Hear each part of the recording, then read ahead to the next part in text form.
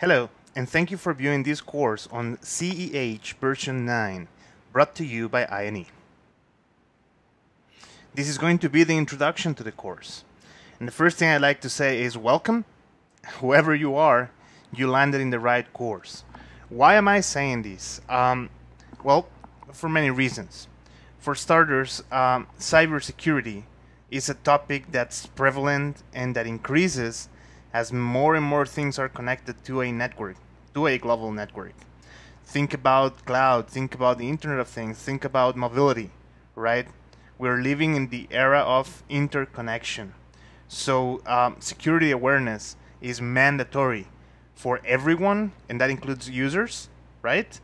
And even more so for IT professionals and professionals of networking.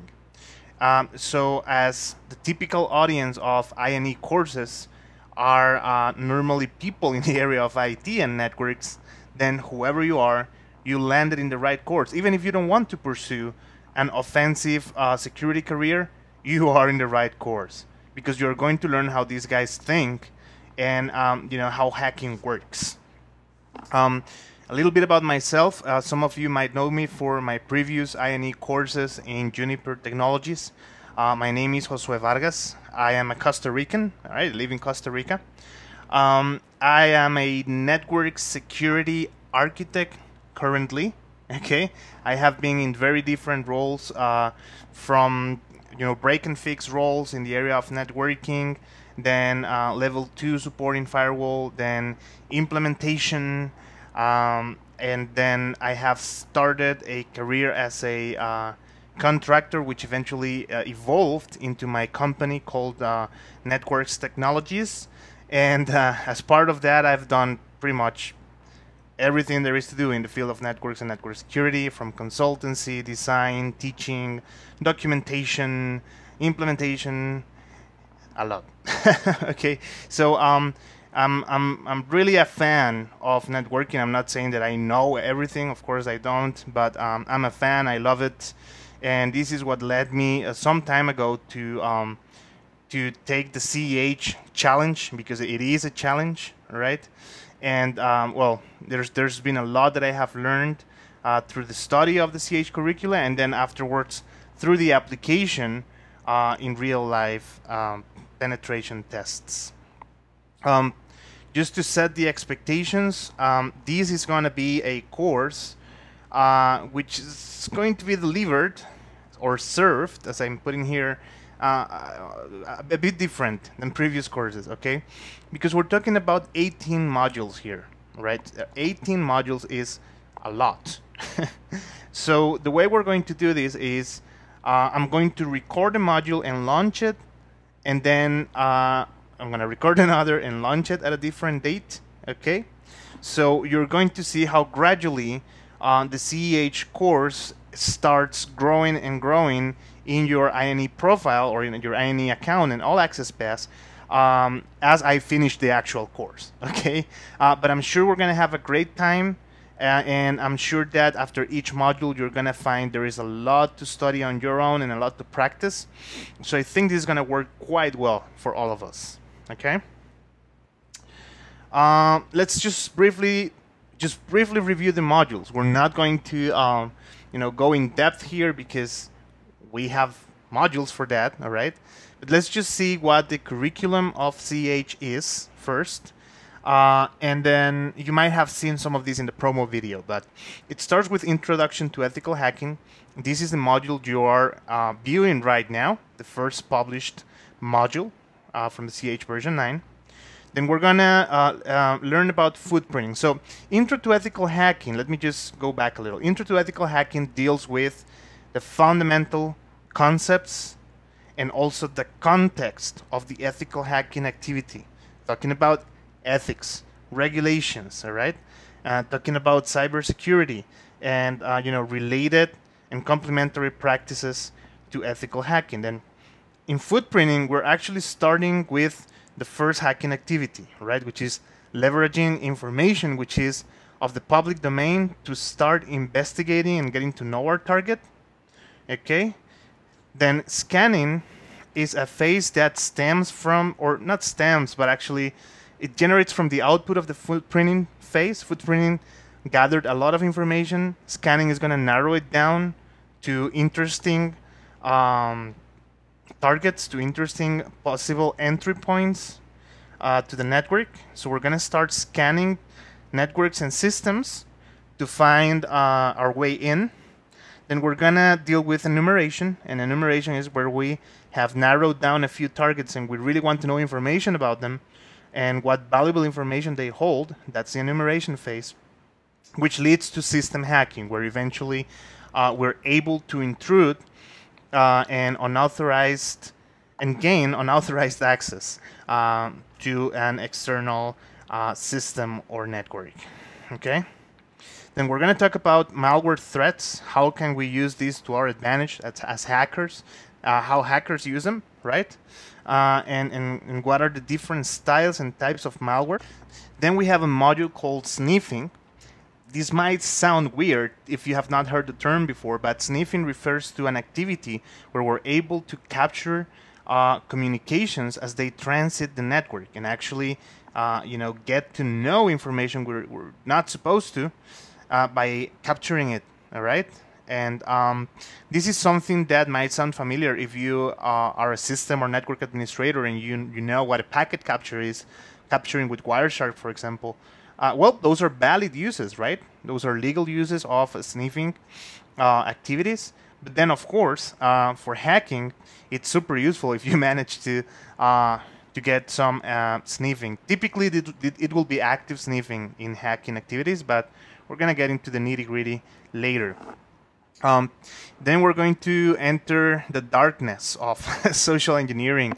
I'm saying darkness because this is one of the skills of an ethical hacker, which requires you to deceive people.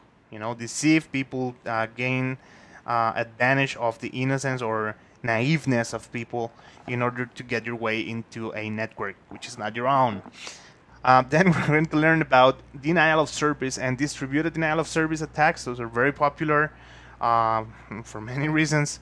And we're going to learn about session hijacking in Module 10, which is a way of avoiding having to crack passwords and taking over an existing session. It's interesting.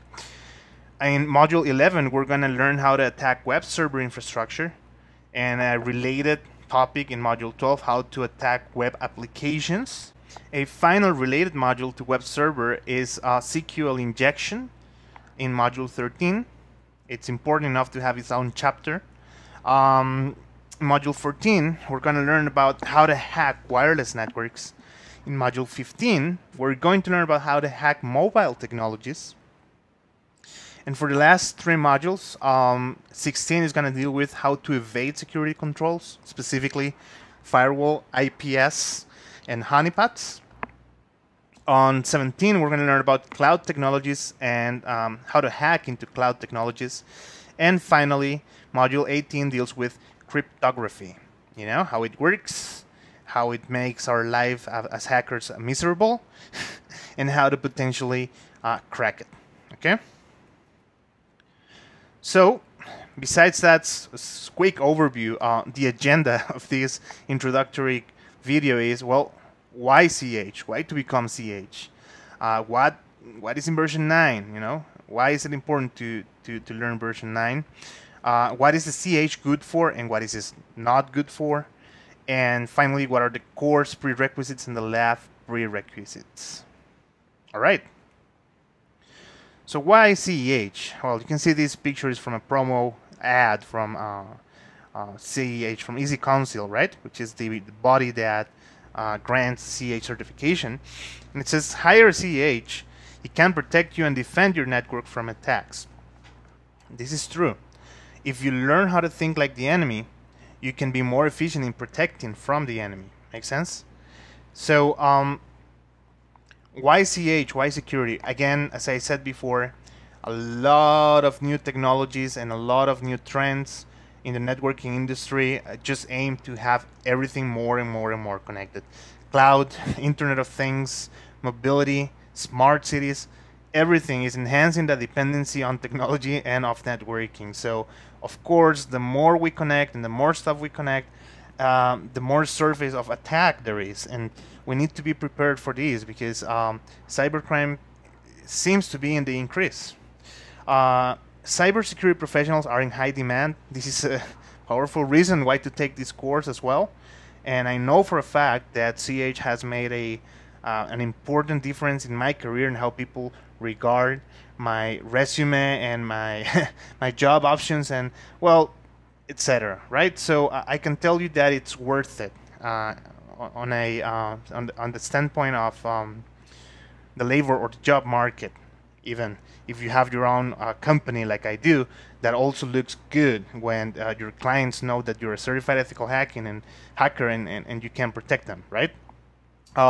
Offensive security professionals can aspire to great compensation. This is true, and you can find it in the job market, in the job websites. Typically, pen testers and offensive security professionals get the big bucks. And most importantly, just for the fun of it, like, right? How is some of this worth it if you don't have fun doing it? If you feel like it's a burden and terrible, and oh, come on! If you have that mentality, don't even go through it, right? Just activate your curiosity, right, and activate your eagerness to learn new stuff, and then you will be in the right mode for learning the CH curriculum. Okay. What about version 9? Version 9 is relatively new. Actually, it has a couple of years now. So the CH curricula has come a long way. When I certified CH, I don't even remember what version it was, but I think it was around the 6th or something.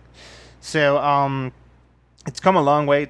They've been added certain things. They've been putting attention to the trends and putting more attention to cloud technologies, for example.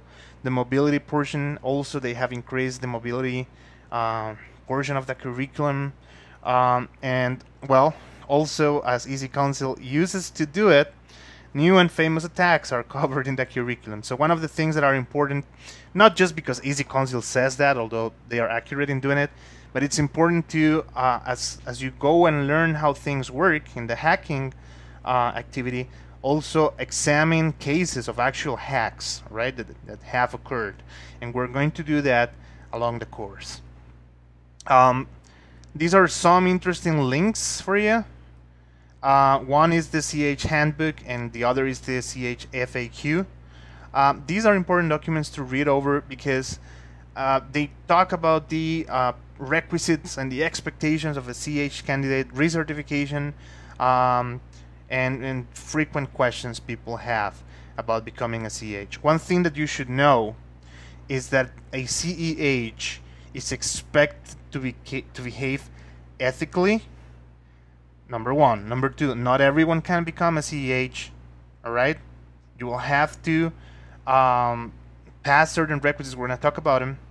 And number three, as a CEH, you might be tested on your ethics. Okay?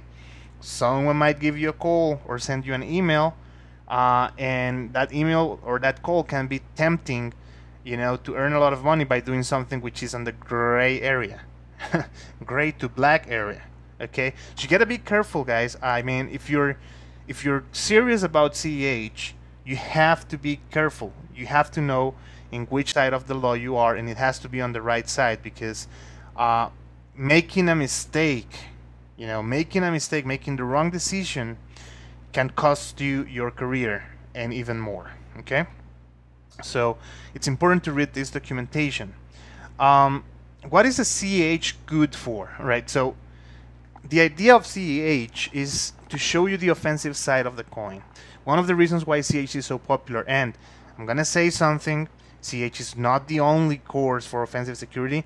The offer has increased throughout the years, and there are some very good courses out there. But one of the things in which Easy Counsel was innovative when they launched the CEH is in the fact that it shows you the offensive side of the coin, where A lot of security courses in the past just focus on how to defend yourself, how to build defenses, how to build firewall rule sets, how to achieve the correct encryption, how to use IPS to your advantage, how to leverage UTM and web filtering, and so on and so forth. And that's super good to know. And if you know both, that's going to make you a very competent security professional. But the truth is, you know, a security professional who really knows how to defend a company has to know about the offensive side of things, how hackers think. So that's the idea of CEH. It's going to help you get familiar with the dynamics of pen testing methodology, right? It's not only how to attack or what tools or what types of attacks, but also how to document it, you know, and how it relates to a legal activity called penetration testing, which is what you eventually will be hired to do. It's going to help you round up your comprehension of the overall security phenomena, and it's going to introduce a lot of interdisciplinary concepts which are useful to expand your knowledge. A note of caution here. CEH somehow, even I've seen some easy console material, is somehow pitched as a network security course or certification. Let me tell you something. It is not only a network security course or certification. If you're looking at this and you're a network engineer, I recall what I said before, you're in the right place. However, don't expect that everything in the material is in your side of expertise. I'll talk about it later, but you have to be open to learn new things and new technologies. And then CH is good to provide the basic toolset to learn hacking. Why am I saying the basic toolset? You are not going to be out of this course and be certified CH and be the ultimate hacker. Please understand that from the beginning. It's a first step, all right? It's not that because you're a CH you're the ultimate hacker. Okay, it's not like that. What is CH not good for? It is not good for learning defensive security. As a matter of fact, only one chapter is concerned with defensive security, and it's how to break it. So it's not the course if you want to learn basics about firewalls, IPS, and stuff. What is it not good for? It is not good to be familiarized with security infrastructure. As a matter of fact, you should be already familiarized, or if you're not, it might be part of your homework, to research while you study this course a bit more about security infrastructure. It is not good for learning hardcore code sorcery to reverse engineer and discover new exploits. If you are thinking on pursuing a career as a security researcher, who's actually able to take a full application or network or website or operating whatever, right, and just reverse engineer it fully and just discover horrible exploits in the code, this is not the course, okay? This is a first step, though, and I should encourage you to, if you have no idea of hacking, I will encourage you to take this one first, though, because it's going to give you a lot of the concepts and a lot of the understanding you need to eventually become that code sorcerer, all right? A lot of the foundation. However, this course deals with tools mainly. Tools which are already created. Tools which means this is not a coding course. And the truth is that, again, hardcore hackers and security researchers have knowledge in coding. Actually, very good knowledge in coding. So this is not what CEH is. You set the expectations right. But if you're starting from scratch, this is the right place. Okay? So please know that. And it is not good for becoming Mr. Robot, right? Is what I'm saying. Just align the expectation to what it is and you're going to be fine.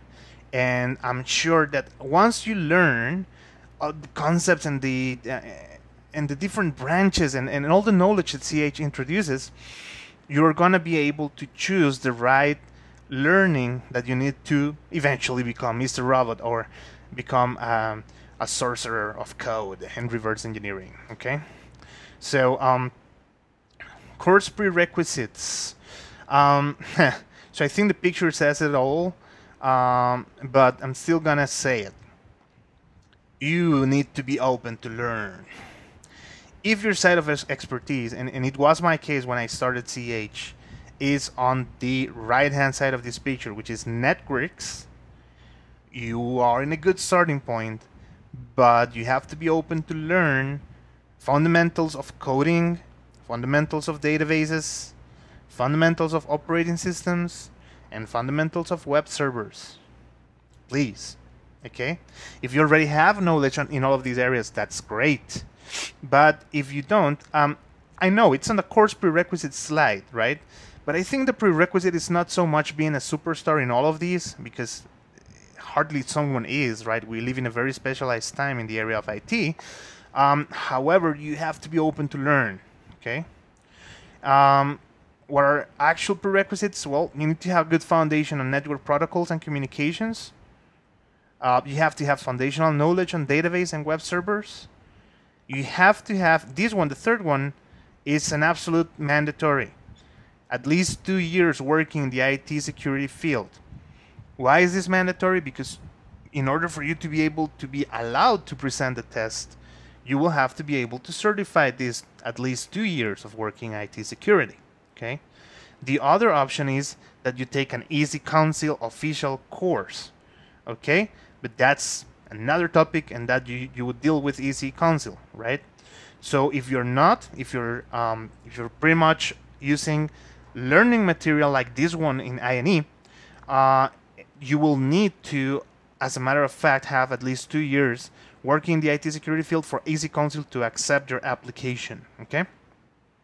Then the main prerequisite, guys, the main prerequisite here is the eagerness to learn and to be challenged, to go through a comprehensive curriculum, comprehensive, challenging curriculum.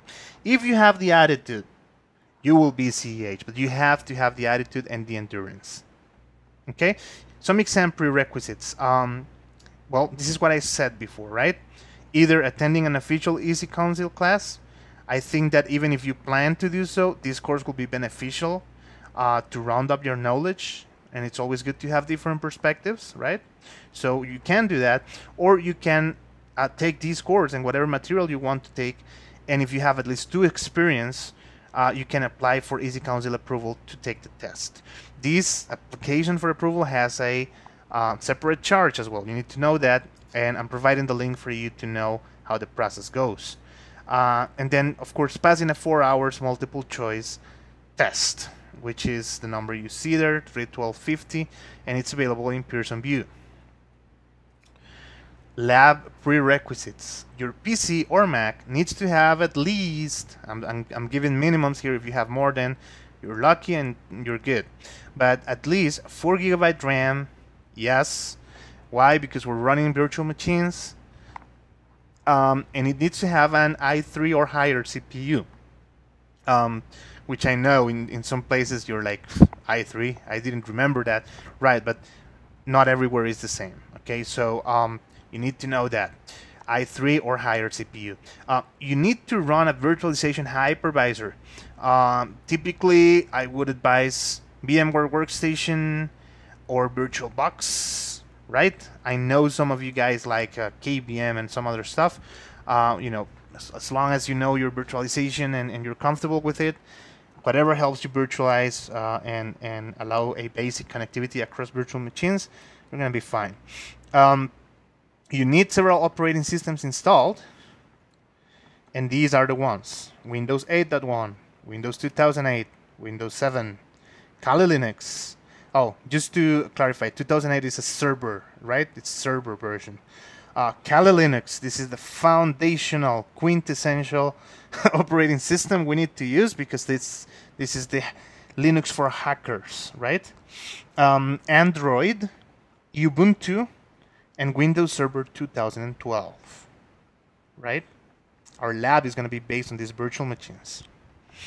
I would like to thank you so much for taking the challenge of becoming an ethical hacker and for viewing this course, and I'm sure it'll be of benefit for your IT security career.